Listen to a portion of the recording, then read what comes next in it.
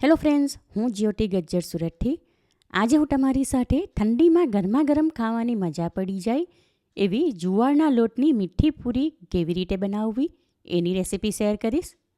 ઘરમાં નાના મોટા બધાને જ ભાવે એવી આ મીઠી પૂરી ખાંડના બદલે ગોળ વાપરીને બનાવીશું.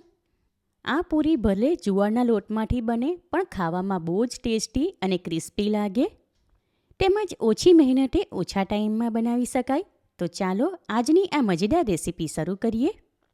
સૌથી પહેલાં પૂરીનો લોટ એક વાસણમાં મેઝરમેન્ટ કરીને લેશું. એના માટે 1 અને બીજો અડધો પ્લસ 1 ટેબલસ્પૂન, વજનમાં જોઈએ તો 200 ગ્રામ રોટલા બનાવીએ એ જુવારનો ઝીણો લોટ લીધો. હવે એમાં 1/2 કપ વજનમાં 50 ગ્રામ ઝીણો રવો ઉમેરી રવો અને લોટ બંને એકબીજા સાથે સારી રીતે મિક્સ કરી લઈએ.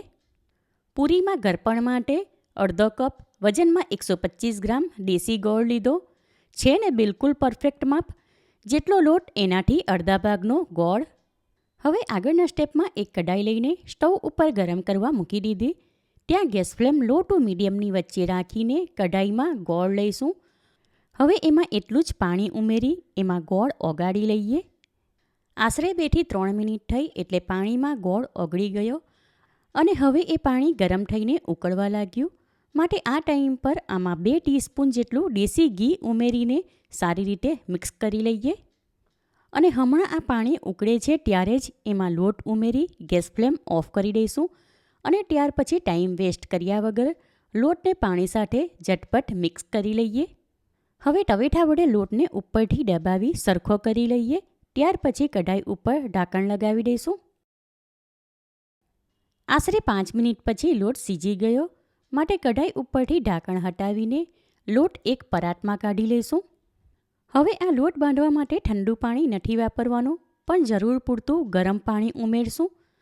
માટે પહેલાં અડધો કપ જેટલું ગરમ પાણી ઉમેરું છું.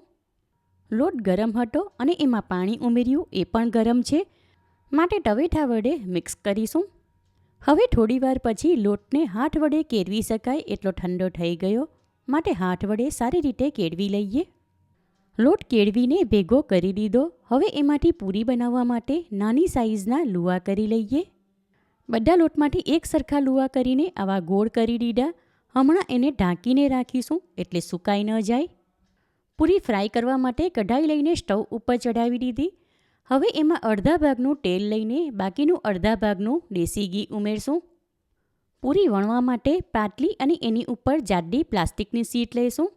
તેમજ પૂરીમાં ઉપર લગાવવા માટે 1 ટેબલસ્પૂન જેટલા સફેદ તલ લીધા. પ્લાસ્ટિકની શીટ ઉપર ઘીવાળો હાથ ફેરવી લઈશું, જેથી કરીને એની ઉપર પૂરી વણીએ ત્યારે એની સાથે ચીપકી ન જાય. હવે આ પ્લાસ્ટિકની શીટ ઉપર એક લોટનો લુઓ લઈને એમાંથી આવી નાની સાઇઝની પૂરી વણી લઈએ. અહીં જુવારનો લોટ છે માટે પૂરીની ડાળ ફાટે તો ગભરાવું નહીં, અને જુવારનો લોટ છે માટે હલકે હાથે પૂરી વણવી. હવે આ વણેલી પૂરી ઉપર 1 ચપટી જેટલા સફેદ તલ નાખી ફરી એની ઉપર હલકે હાથે વેલણ ફેરવી લઈએ એટલે પૂરી સાથે તલ સારી રીતે ચીપકી જાય. હવે આ વણેલી પૂરી પ્લાસ્ટિકની શીટ ઉપરથી ઉઠાવી ચોપિંગ બોર્ડ ઉપર બીજી પ્લાસ્ટિકની શીટ રાખી છે ત્યાં મૂકીશું. અને આ જ પ્રમાણે બાકીના લોટમાંથી પણ પૂરી વણી લઈએ.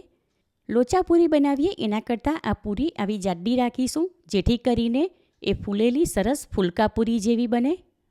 એના માટે બીજી તરફ કઢાઈમાં તેલ સાથે ઘી મિક્સ કરીને ગરમ કરવા મૂકી દીધું હતું. ત્યાં તાપમાન એકવાર ચેક કરી લઈશું, કારણ કે તેલ કે ઘી સારી રીતે ગરમ થયેલું હશે તો જ એમાં પૂરી મૂકતાની સાથે તરત ફૂલી જાય.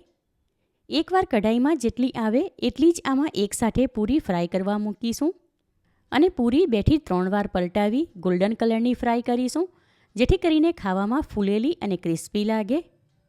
પૂરી ગોળવાળી છે માટે તરત જ એની ઉપર ગોલ્ડન કલર આવી જશે.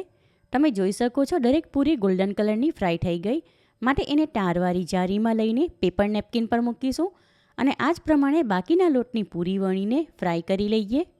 સુપર ટેસ્ટી ગરમા ગરમ જુવારના લોટની ગોળવાળી મીઠી પૂરી તૈયાર છે. પૂરી ખાઈને બિલકુલ એવું નથી લાગતું કે આ જુવારના લોટમાંથી જ બનાવી છે. એકવાર આ પૂરી બનાવી ઠંડી થાય ત્યાર પછી એક ડબ્બામાં ભરી દઈએ તો કમસે કમ 3 થી 4 દિવસ સુધી ખાવા માટે લઈ શકાય. સવારના ટાઈમ પર ચાય સાથે નાસ્તામાં ખાઈ શકાય અને સાંજના ટાઈમ પર હલકી ભૂખ લાગી હોય ત્યારે પણ ખાવા માટે લઈ શકાય. છોકરાઓને લંચ બોક્સમાં પણ આપી શકાય. આ રીતે તમે જુવારના લોટની પૂરી એકવાર બનાવશો તો ગેરંટી સાથે કહું કે ઘરમાં નાના મોટા બધા જ વખાણ કરીને ખાશે. માટે આ રેસીપી તમે ચોક્કસ ટ્રાય કરો. તમને મારી આ રેસીપી કેવી લાગી એ કમેન્ટ કરીને જણાવો. પસંદ આવી હોય તો વિડીયોને લાઇક અને શેર કરો. ચેનલ પર નવા હો તો સબસ્ક્રાઈબ કરીને બાજુમાં આપેલા બેલ આઇકન પર ક્લિક કરો એટલે આવનાર દરેક નવી રેસીપીનું નોટિફિકેશન તમને મળતું રહે. ફરી મળીશું એક નવી રેસીપી સાથે. ઈટ હેલ્ધી એન્ડ સ્ટે હેલ્ધી.